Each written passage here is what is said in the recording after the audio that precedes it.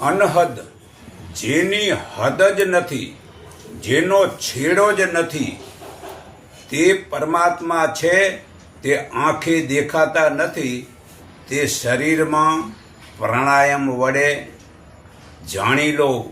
આવો મનુષ્ય અવતાર મળ્યો હોય અને જો જાણ્યું નથી અને જે દેખાય તેની હદ હોય છે અને કોઈ પણ આંખે દેખાય તે માયા છે.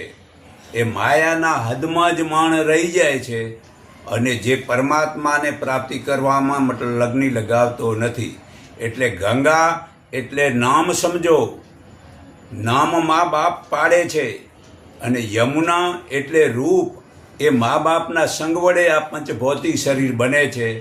અને સરસ્વતી એટલે પરાવાણી, 4 વાણીની બહાર 52 વાણીમાં 52ની બહાર નીકળી જવું છે. એને સરસ્વતી એટલે પરાવાણી કહેવાય. પરા પછેથી મધ્યને વેખરી 4 વાણીની બહાર નીકળી જવું છે. તો આ નાકે બંને બાજુ શ્વાસ સરખો આવે ત્યારે એને સૂક્ષ્મણા ખુલી કહેવાય છે. અને એ સૂક્ષ્મણા જ્યારે ખુલે એને ત્રિવેણીનું સ્નાન કહેવાય છે.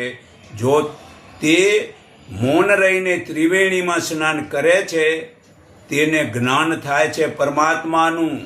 અને અજ્ઞાની નદીમાં સ્નાન કરવા ધન અને સમય બગાડે છે. અને જે અનહત પરમાત્માને ઓળખવાતા નથી અને ખાલી તે પરમાત્માને જે ઓળખતો નથી, આ 84 લાખ જન્મના દુઃખો ભોગવવા પડશે. આ 84 જન્મ મતલબ ભોગવીને આવ્યો છો તો હજી મતલબ કે એ જ 84માં જવું છે.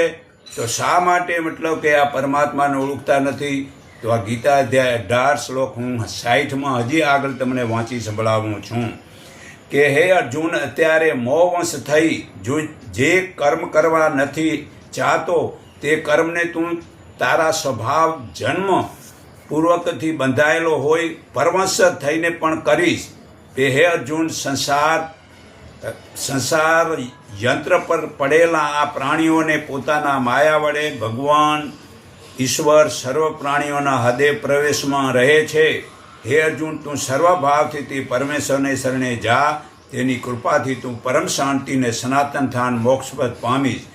આ પ્રમાણે મેં તને આ ગૃહથી પણ ગૃહ જ્ઞાન કહ્યું અને તેનું પૂરેપૂરું વિચારીને જો. પછી જેમ તારી ઈચ્છા હોય તેમ કર. વળી સર્વથી પણ વધારે ગૃહ અને આ સારું હિતકાર વચન ફરી